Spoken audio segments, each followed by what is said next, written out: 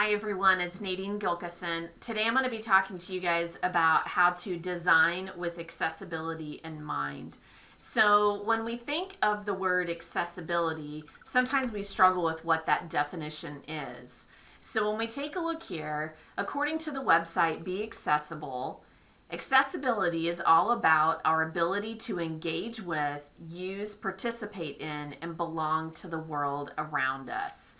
So when we think in terms of accessibility, when I think of a real world application, I want you to stop and think about how buildings have certain codes when it comes to accessibility. So for instance, here at Central Office, it's a 2-story building, and each morning I can either choose to take the stairs or I can choose to get on the elevator that is inside of the building. I am not disabled, but the accessibility option is there if I want to use it. As another instance, when you are walking through buildings that are, or any type of public place, you will notice that there might be a ramp, an escalator, as I said, an elevator. All of those things stem from federal law with the American Disabilities Act. So speaking in terms of technology, so technology has grown exponentially, of course, and everyone is using it for a variety of purposes, but I want you to stop and think about how many technology accessibility options that we utilize even though it was not originally designed for us. Think about how in Indiana we just started that law where it's hands off of your phone. You have to have, both hands on the wheel. And everyone, I can pretty much assure, has been utilizing the accessibility feature on Siri or other platforms to be able to do the voice to text. I often think about, the capability of being able to do that if I need to send an email quickly. It was originally designed with someone with a disability in mind, but it is now accessible for all. We all have the option to use it. So as I said, this all stems from the American Disabilities Act. And again, it's all tied to this federal law, but when we make something accessible, it doesn't matter if we have an IEP, a 504, or if we're EL. When something is accessible, anyone can possibly use it. But accessibility is not just for buildings, it also applies to digital content. So when we think about how this could impact in our real world, you may or may not have remembered, but there was actually a Supreme Court case that occurred about a year ago where a person who is blind sued Domino's because their website was not accessible. Now, when you dig into it and you try to understand what exactly it was talking about, really it wasn't that Domino's didn't have it so that, someone could read it. It was that the person had screen reading software and he was able to sue Domino's and win because his screen reading software would not operate on their website. So thinking about that and having that at the back of our mind, we always need to remember that, going 100% virtual means that we have to ensure that accessibility measures are being taken. And if not, then we could be in violation of this federal law.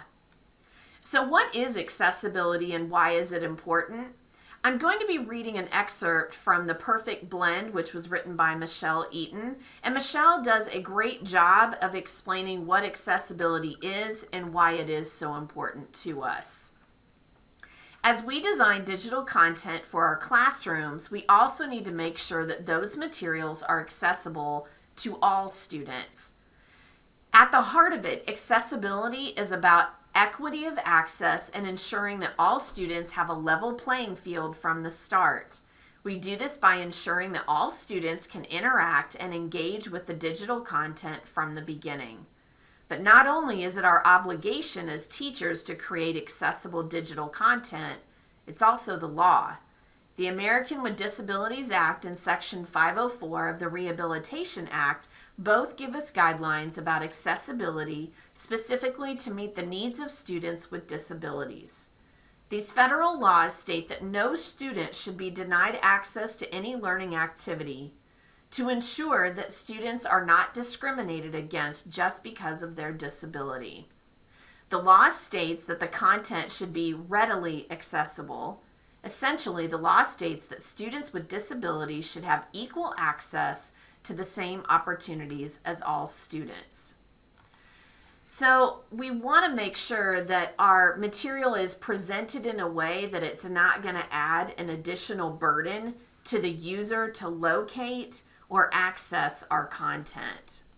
And as I stated before, those with an IEP, a 504, or EL populations fall under this federal law. So if we are not providing these accessible content materials, then we can be in violation of that. So I'm sure a hot topic is that people don't understand the difference between accessibility and accommodations because we can often confuse the two. And again, Michelle Eaton does a great job of explaining the difference. When we make our digital content accessible, we're taking a proactive approach. Accessible content is content that most students can engage with immediately, regardless of their unique needs or abilities. On the other hand, accommodations involve the changes to content and assessments that we can make during instruction that is unique to a student and cannot be addressed proactively. But by designing our digital content to be accessible is not eliminating the need for accommodations. But if we only ever rely on accommodations, we could create a roadblock, an obstacle for students that prevent them from getting equitable opportunities for success. So we have to start to think about designing with accessibility in mind. So I'm trying to make this as clear to people so they understand what the shift is. So I've been teaching for a while, over 20 years now. And when I started teaching, we were not at a point where we had as many digital materials. We were relying heavily on textbooks. So a textbook company has to follow the American Disabilities Act. And so when an EL teacher or a SPED teacher needed to get accessible materials out to those students, it was the responsibility of the textbook company to accommodate and provide the accessible materials that were needed. Okay? So fast forward to what we're living with now, in today's day and age, we may use a textbook in our classroom, but teachers are crafting and they are creating tons of digital content on their own, either to supplement the current textbook or even to create their entire course. It could be completely digitally created. So now in the world that we're living in, because of that, it's not just the responsibility of a textbook company. Now a teacher can actually be brought under legal action if our digital content is not following the American Disabilities Act and making sure that our content is fully accessible. I'm not saying these things to freak you out. I'm saying these things to make you aware. And again, part of the reason why that I felt the urgency with this is that we actually have a current investigation going on within our district about whether or not our digital materials are completely accessible. So I feel as a duty that I want to make sure that everyone fully understands the seriousness of this and why we actually need to make sure that we are in compliance with this. So I'm sure you have a lot of thoughts going through your head. Number one, I'm sure you're like, well, this doesn't apply to me. Okay, I don't have any EL or I don't have any SPED in my classroom currently. So I reached out and I asked for statistics across the district. 15% of our population is SPED. 15% and growing is our EL population. So, that's 30% of our population that has those unique needs. And so basically what I'm saying is that if you have the mindset of this doesn't apply to me, then you're putting yourself in jeopardy if you were ever brought up in some type of a lawsuit and they brought up your digital content. And the concept of saying, well, I'm just going to act like I didn't even hear it, then I at least want to make you aware of the ramifications if you choose to act like that you didn't hear it. Another notion is, well, that's what a SPED teacher is for, and that's what an EL teacher is for. And in reality, I need you to see the grand scope of things. Remember when I was showing you the graphic that had the textbooks, okay? Back in the day, when it was just a textbook company and we were all pretty common with what we were doing, it was very easy for a SPED teacher or an EL teacher to go in and make that material accessible or get the materials to their students as they needed it. Now, in this day and age, we have so many different versions of content because teachers have that creativity and you guys know your craft and you're developing your lessons digitally. We can't possibly ask our SPED and our EL teachers to do it all. There's just no way because there's too many different versions of this content. So as I start to venture into telling you what do you need to do, what do you need to be aware of, I want you to see this reminder and remember to yourself, if you create anything digital, if you use true type text, that means that you're not copying and pasting an image of text. If I use true text, then Google Read and Write will read it, okay? I'm actually going to activate Google Read and Write so that you guys can actually see it. Remember, I create my digital lessons with true type text, then Google Read and Write will read it. So if I know that Google Read and Write will actually take a look and read it for me, then I'm good if my lessons are created in that fashion. But I have some different scenarios because we have two different things that we need to think about. Daily digital content, and we also need to think about digital assessments. So I've tried to break it down into categories. So for those of you that are using Canvas, if you create your content in Canvas pages, if you're typing out what you want the students to do inside of Canvas pages, Immersive Reader will actually work with Canvas pages and it will read it aloud to the student. You just may need to make sure that the students are aware that that's what the button is for that is located on that page. If you create something in Google Docs, that's true text. So you can highlight it and Google Read and Write will read it for the student. If you create something in Google Slides, this is where we can get a little touchy. If I use true type text, then I can use Google Read and Write. But if I don't and I include an image of text, then I'm going to have to insert an audio button onto each slide that has an image with text. Okay? Some of you may be familiar with Wiser Me. So my online teachers have been using Wiser Me from the beginning of the year. I discovered today that Wiser Me has updated what you can do with the free version versus the paid.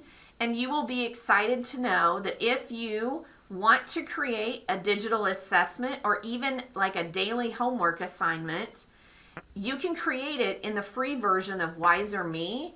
And what it does for you is it lets you record an audio version of each question as you are creating the work. Now, on this next slide, we've got a introductory video where I've got Hillary Huff and Amy Lembrecht that are going over the process of how you can use this if this is what you decide to go with. If you say, you know what, I'm going to create it in Wiser Me, and I just need to know the step-by-step, then take a look at the video that they have here. So what people may be asking themselves is, wait a minute, why is this, what's the difference here? You know, why are we being told about this now?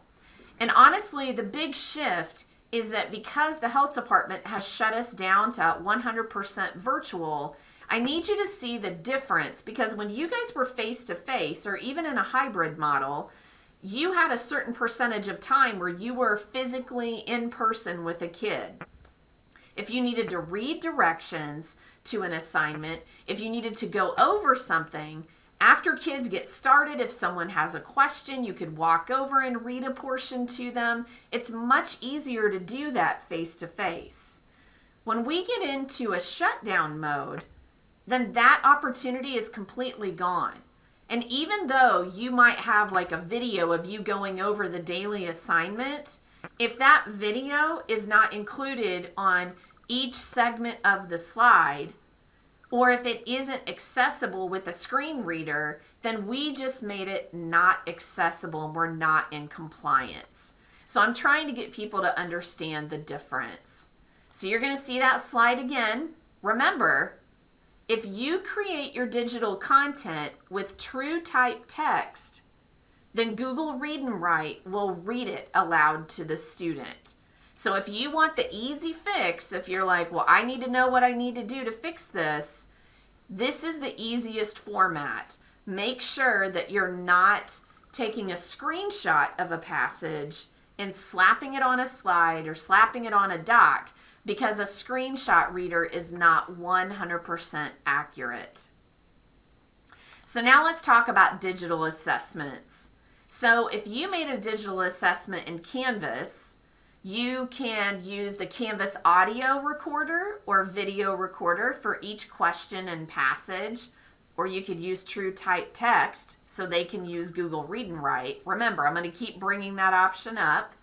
What I do want to make sure that you understand is that if you say, well, I'm just going to record a video, I'm going to record the entire video, the entire test, and I'm just going to tell that kid to split screen and they can have my video and they can have the test and they can scroll back and forth, that means we're not in compliance.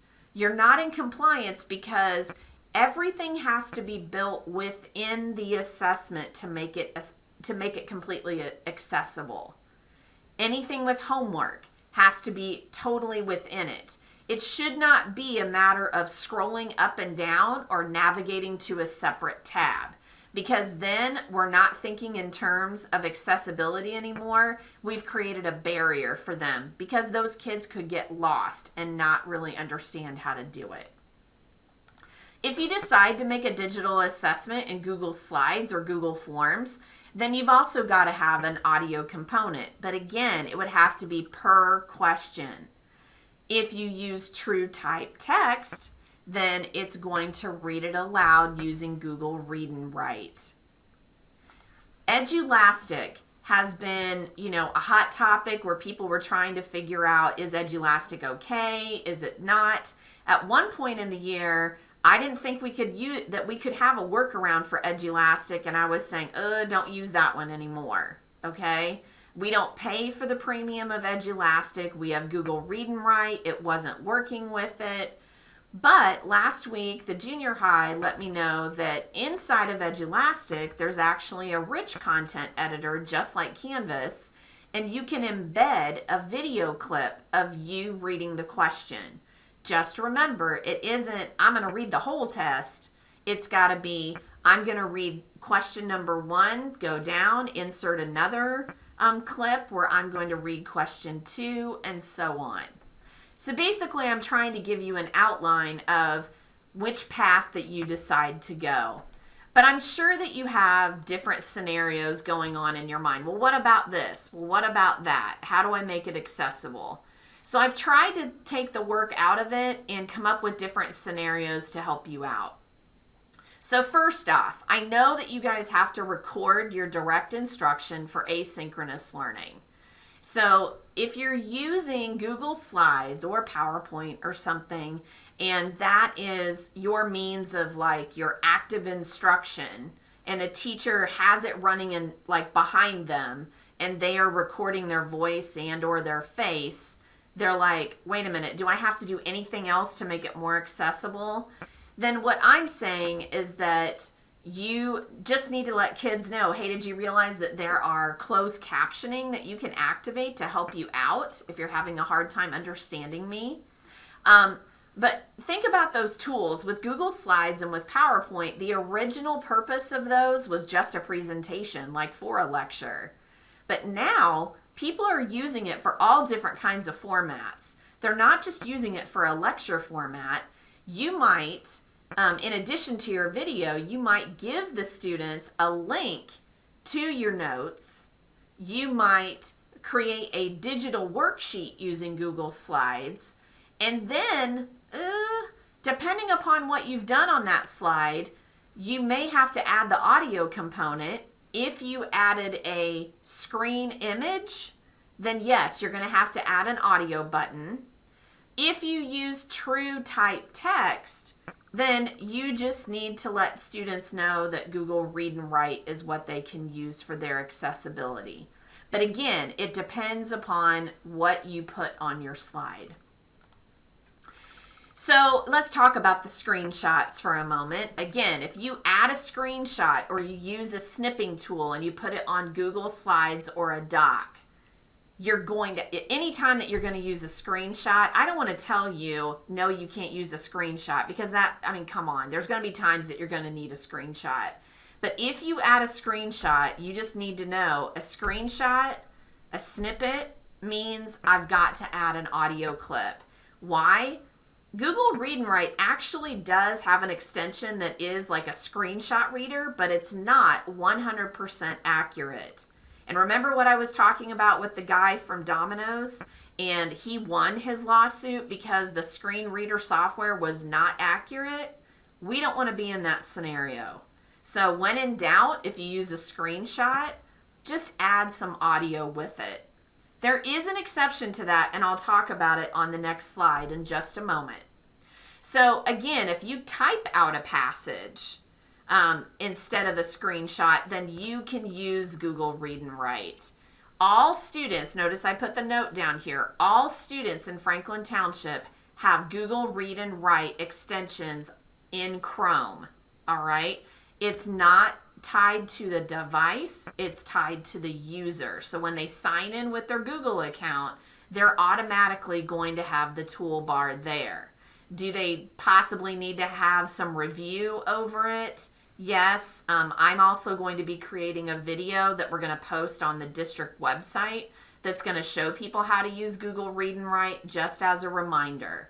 You as a teacher, if you don't have it activated, you've got direct links inside of this presentation that will actually add it on here. So notice again, Google Read and Write does have a screenshot reader. They have the original Read and Write. I haven't mentioned PDFs.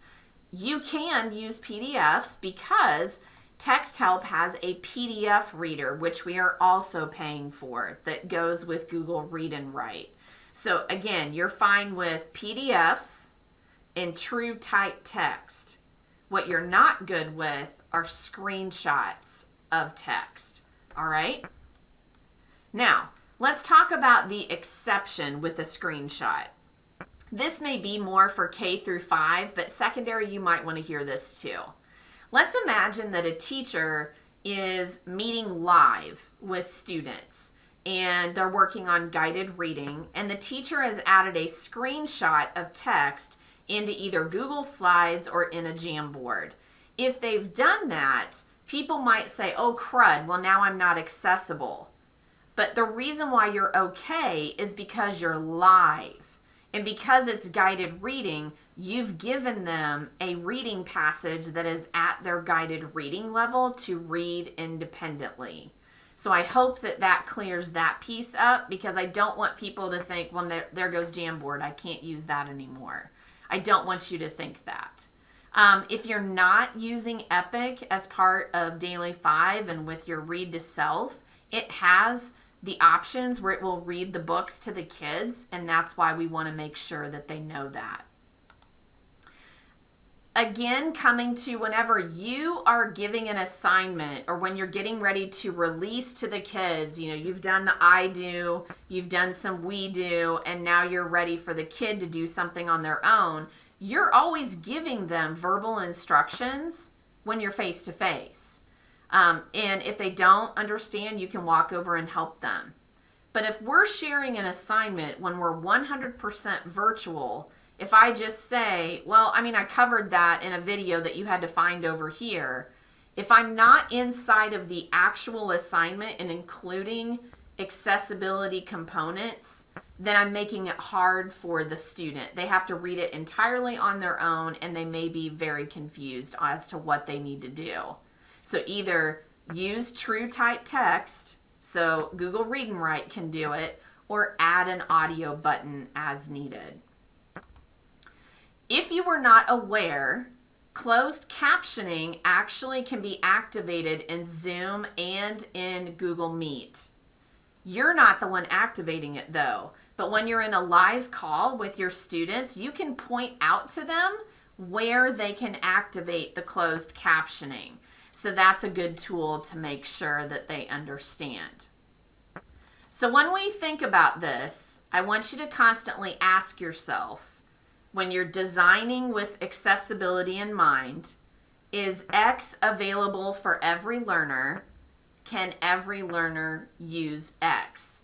If you keep those two things in mind as you design, then it's going to help you in the long run. And remember, if you create your digital lessons with true type text, then you know Google Read and Write will read it. So in a nutshell, I wanted to make sure that everybody understands the importance of this because it is a very important topic, and it's not something that we want to listen today and then put it out of our mind. This is not something also that only applies because we're 100% virtual. It's brought more attention to it, but this is a practice that we should continue whenever we do come back to be officially face-to-face. At the end of this, you have your Technovation team and other members that you guys can discuss some possibilities, and then district-wide PD in your buildings is going to be offered by those teams to help support you with this. Thanks so much.